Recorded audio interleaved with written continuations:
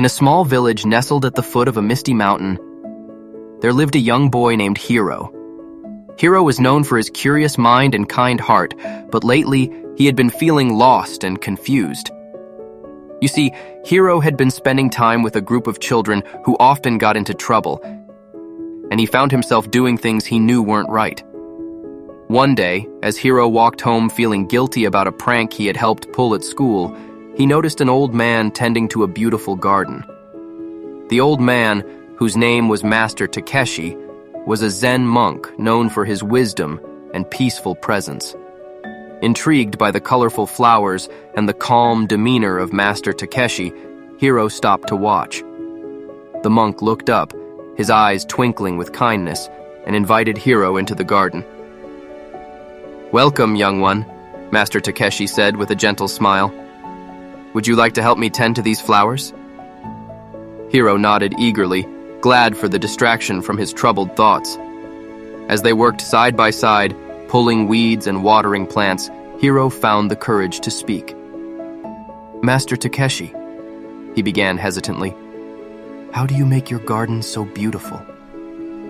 The old monk chuckled softly.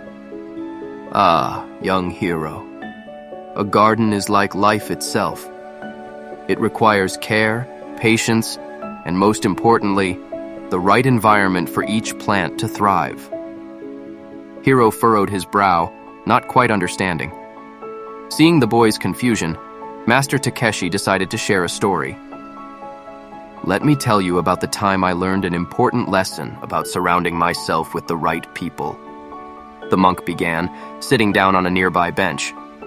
Hiro sat beside him, eager to listen. "Many years ago, when I was a young monk in training, I lived in a temple high up in the mountains. One day, our master gave each of us a seed and told us to plant it in a pot. He instructed us to care for our plants for 1 year, after which he would judge whose plant had grown the best. I was excited about this challenge and carefully planted my seed in rich soil. Every day I watered it and made sure it got plenty of sunlight. Weeks passed, but no sprout appeared in my pot. I began to worry. I noticed that some of my fellow monks had sprouts growing in their pots.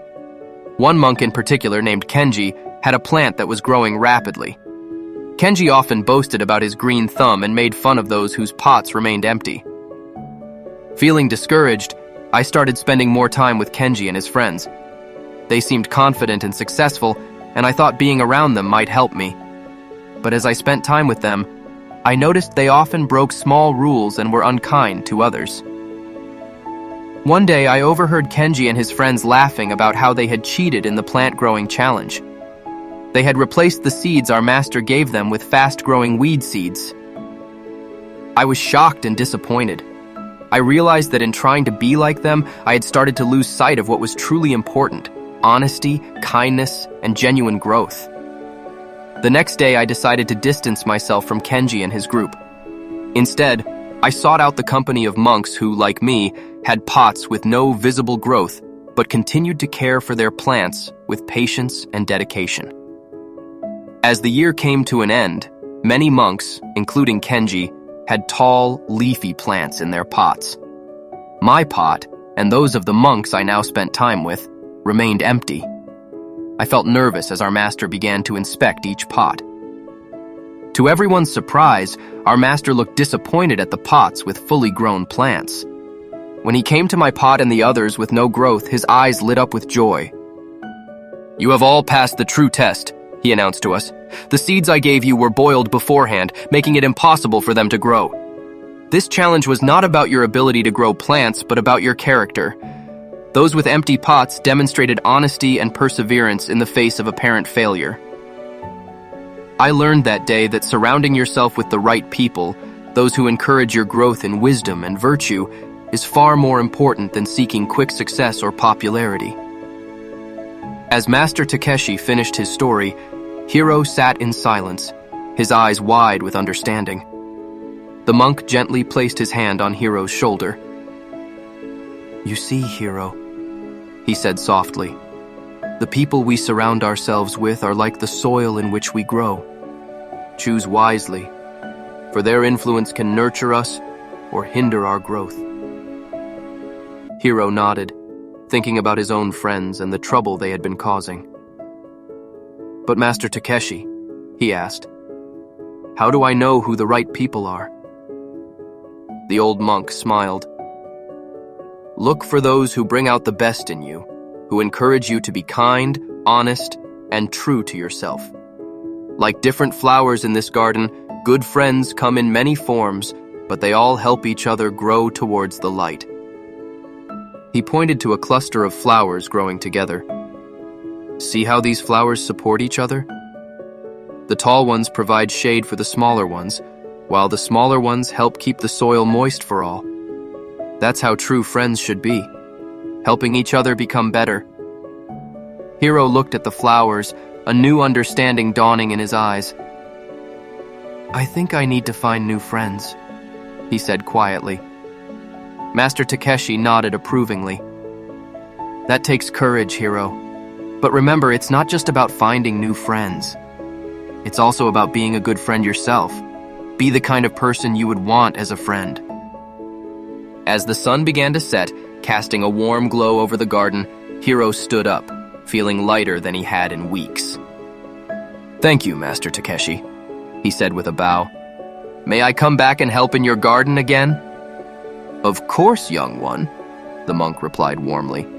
"This garden is always open to those seeking growth and wisdom." In the days that followed, Hiro made a conscious effort to surround himself with kinder, more positive friends.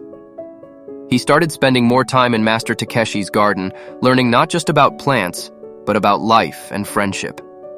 Slowly but surely, like a seed sprouting in rich soil, Hiro began to flourish. His kind nature, once hidden by the influence of troublemakers, began to shine through. He found new friends who appreciated his curiosity and kindness, and together they created their own little garden of friendship, supporting each other's growth. As the seasons changed, Hiro's transformation became evident to everyone in the village. His parents noticed his renewed happiness, his teachers praised his improved behavior, and even his old friends began to see the positive change in him. One day, as Hiro worked alongside Master Takeshi in the garden, the old monk looked at him with pride. "Hiro," he said, "you have grown more beautifully than any flower in this garden. Remember, a garden doesn't bloom overnight, and neither do we. But with the right care and company, we can all blossom into our best selves." Hiro smiled, feeling the truth of these words in his heart. He realized that by surrounding himself with the right people, he had not only changed his own life, but had become someone who could positively influence others too. And so, in the small village at the foot of the misty mountain, Hiro continued to grow and bloom, always remembering the important lesson he learned in Master Takeshi's garden, that the company we keep shapes the person we become, just as the soil nurtures the seed into a beautiful flower. Years later, Hiro became known throughout the village as a wise and kind young man. He often visited Master Takeshi's garden, bringing along friends and children who sought guidance. Hiro would share the story of how a simple garden taught him one of life's most important lessons. "Remember," he would say, his eyes twinkling much like Master Takeshi's, "we are all gardeners of our own lives. Choose carefully what you plant, tend to your relationships with care, and surround yourself with those who help you grow. For in the garden of life, the company you keep determines how beautifully you'll bloom." And so, Hiro's story teaches us an important moral. The people we surround ourselves with shape who we become, just as the soil influences a plant's growth. Choose your companions wisely, seeking those who inspire you to be your best self and support your personal growth. Like flowers in a well-tended garden, when we surround ourselves with positive influences, we can flourish and reach our full potential. Remember, it's not just about finding the right friends, but also about being a positive influence yourself.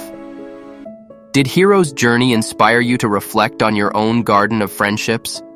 Share this video to spread the wisdom, and leave a comment about how you cultivate positive relationships in your life.